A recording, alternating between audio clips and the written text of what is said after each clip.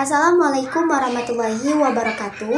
Alhamdulillahirrabbilalamin wa bihi nasta'in wa ala umuri dunya waddin wassalatu wassalamu ala asrafil anbiya'i wal mursalin wa ala alihi wa sahbihi ajma'in, amma ba'du.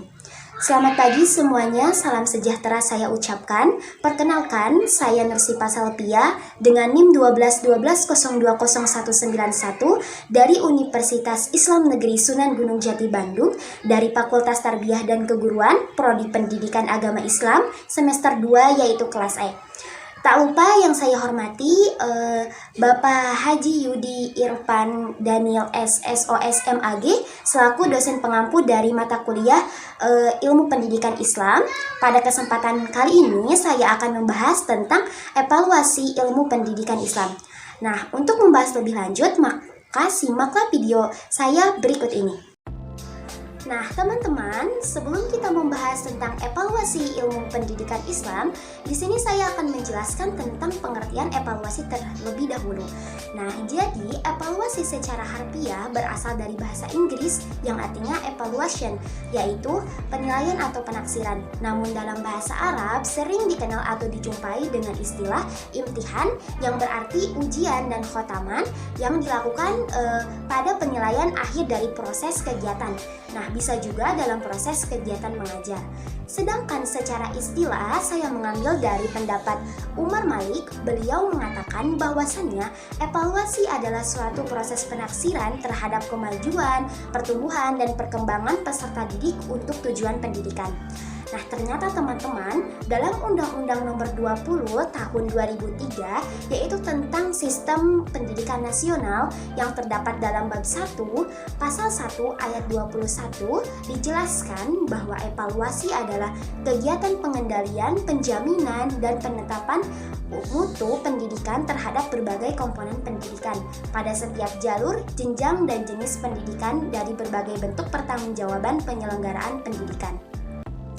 Nah, jadi dapat kita pahami secara mudah bahwa evaluasi ilmu pendidikan Islam adalah suatu kegiatan atau cara sebagai mana yang dilakukan oleh pendidik kepada peserta didik, yaitu untuk melakukan penilaian terhadap tingkah laku peserta didik dari keseluruhan aspek, mulai dari mental, psikologis, dan spiritual religiusnya.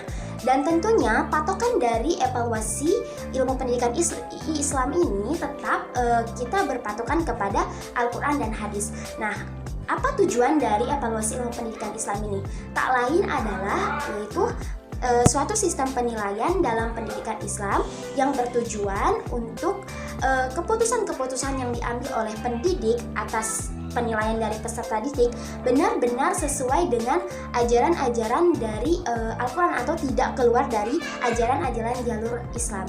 Kemudian, sehingga tujuan dari pendidik maupun peserta didik benar-benar tercapai dengan adanya proses pembelajaran yang benar-benar efektif dan secara maksimal.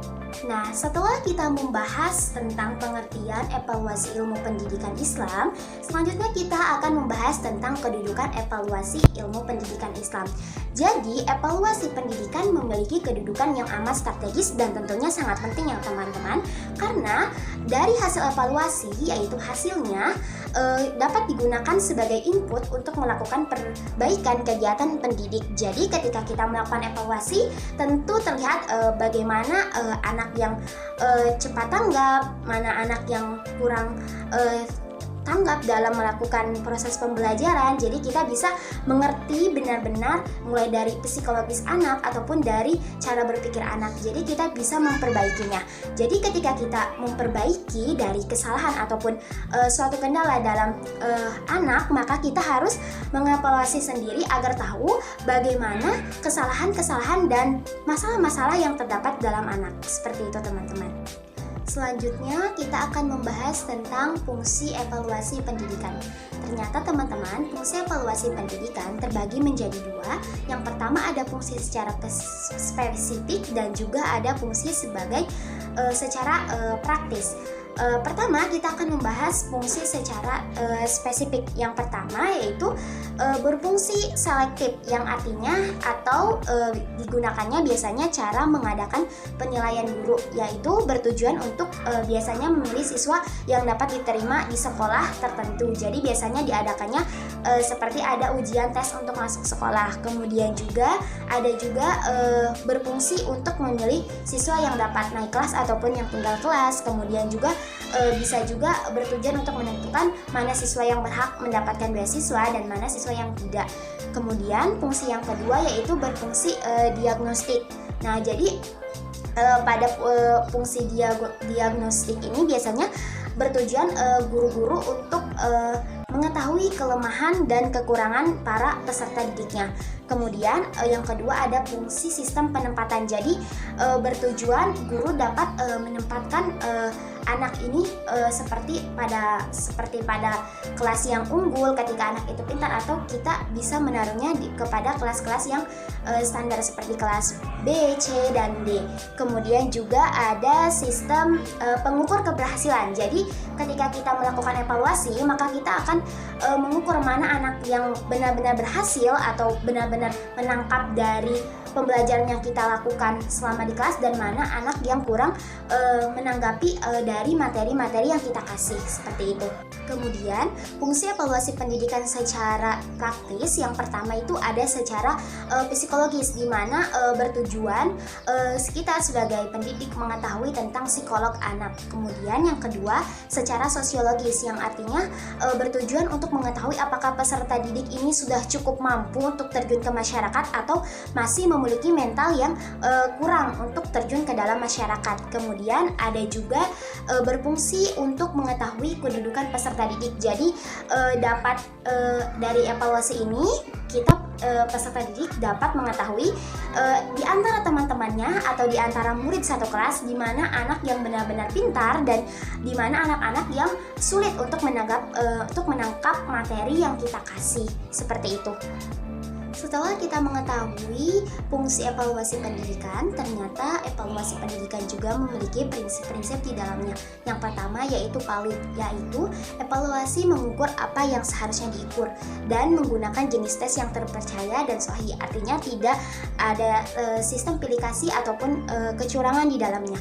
Kemudian yang kedua itu ada berorientasi kepada kompetisi. Jadi tentu ya dalam evaluasi tentu ada kompetisi, karena di situ terdapat penilaian mana anak yang lebih baik dan mana anak yang kurang baik. Kemudian juga terbuka, jadi evaluasi hendaknya dilakukan secara terbuka dari berbagai kalangan, sehingga keputusan tentang keberhasilan peserta didik ini jelas bagi pihak-pihak yang berkepentingan tanpa ada rekayasa ataupun sifat sembunyi-sembunyi. Kemudian yang selanjutnya yaitu akurat dan tercatat. Jadi hasil dari evaluasi dapat kita catat dan kita simpan, karena sewaktu-waktu kita akan membutuhkan dalam penilaian dan dalam cara kita mengajar peserta didik kita. Selanjutnya sasaran dari evaluasi pendidikan Islam. Yang pertama itu ada segi tingkah laku, segi pengetahuan, dan segi yang menyangkut dengan proses belajar dan pembelajaran. Langkah yang harus ditempuh dari seorang pendidik dalam melakukan evaluasi tentunya harus menetapkan atau menyangkutkan cara atau sasaran evaluasi. Nah, yang pertama itu ada segi tingkah laku, yang artinya segi-segi yang menyangkut sikap, minat, pengetahuan, bahkan keterampilan dari peserta didik yang kita didik. Kemudian yang kedua dari segi pengetahuan, tentu sasaran dari evaluasi adalah untuk mengetahui pengetahuan dari yang sudah diajarkan oleh guru kepada peserta didik, apakah anak-anaknya benar-benar sudah paham akan materi-materi yang kita pelajari. Dan tentu juga evaluasi pendidikan itu bukan hanya mengevaluasi dari peserta didik saja, tetapi mengevaluasi juga dari pengetahuan kita sebagai guru peserta didik, karena tentunya kita sebagai guru harus memiliki wawasan dan pengetahuan yang luar biasa banyaknya atau luar biasa luasnya, karena untuk mendidik peserta, karena untuk mengajar atau memberikan materi-materi kepada peserta didik. Kemudian dari segi yang menyangkut dari proses belajar mengajar, yaitu bahwa proses belajar mengajar perlu diberikan secara objektif dan tentunya efektif. Kita sebagai guru harus bisa memberikan materi-materi yang benar-benar bagus dan benar-benar dapat dimengerti dan dipahami oleh peserta didik. Dan tentunya kita sebagai guru tentu harus berusaha untuk menjadikan proses pembelajaran secara efektif. Nah, teman-teman, setelah kita membahas mulai dari pengertian evaluasi pendidikan, kedudukan evaluasi pendidikan, fungsi evaluasi pendidikan, selanjutnya kita akan membahas tentang ciri-ciri evaluasi pendidikan. Yang pertama, cirinya itu bahwa evaluasi dilakukan atau bisa dilakukan secara tidak langsung. Artinya, bisa kita lakukan dengan menggunakan ujian, yaitu soal kertas. Jadi, evaluasi itu tidak bisa dilakukan secara langsung saja ya. Kemudian yang kedua itu evaluasi pendidikan digunakan atau penggunaannya menggunakan ukuran kuantitatif, yang artinya penilaian pendidikan bersifat kuantitatif itu menggunakan simbol bilangan sebagai hasil dari pengukuran yang kita lakukan. Kemudian yang ketiga itu adalah evaluasi pendidikan menggunakan unit-unit dan satuan-satuan yang tetap. Seperti contohnya dikatakan bahwa IQ 105 itu merupakan anak yang normal, namun dari IQ-nya 80 adalah anak-anak yang memiliki kemampuan yang sangat minim. Kemudian yang selanjutnya yaitu adalah penilaian pendidikan bersifat relatif. Artinya ketika kita melakukan evaluasi pertama, kedua, dan ketiga dan hasilnya tidak sama, maka itu tidak perlu dikhawatirkan karena evaluasi itu memiliki hasil yang berbeda-beda. Karena sesungguhnya anak ketika melakukan proses pembelajaran di kelas pasti akan mendapatkan atau mengalami penurunan dalam menangkap materi-materi yang kita berikan. Kemudian yang terakhir yaitu penelitian pendidikan, yang artinya bahwa dalam penilaian pendidikan itu sering terjadi kesalahan-kesalahan. Jadi ketika kita mengevaluasi atau melakukan penelitian terhadap peserta didik, ketika terjadi kesalahan maka itu tidak perlu khawatir karena sesungguhnya kesalahan itu memang sering terjadi dalam proses evaluasi. Nah, setelah kita mempelajari dan mengkaji tentang materi evaluasi ilmu pendidikan Islam, maka dapat kita simpulkan bahwa evaluasi ilmu pendidikan Islam adalah suatu proses atau kegiatan yang terencana yang di dalamnya melakukan penilaian terhadap peserta didik kita, yaitu secara menyeluruh mulai dari aspek mental, psikologis, kemudian juga melalui spiritual religius dalam pendidikan Islam, dan untuk mengetahui taraf kemajuan peserta didik yang kita didik. Kemudian evaluasi ilmu pendidikan juga memiliki kedudukan yang sangat penting dan tentunya sangat strategis, dan juga memiliki fungsi agar kita sebagai pendidik benar-benar mengetahui dan juga mudah untuk mengetahui bagaimana kadar kemajuan dan kelemahan bahkan kreativitas anak yang kita didik. Rupanya cukup sekian pembelajaran yang kita pelajari pada kali ini. Mudah-mudahan dapat bermanfaat bagi kita semua.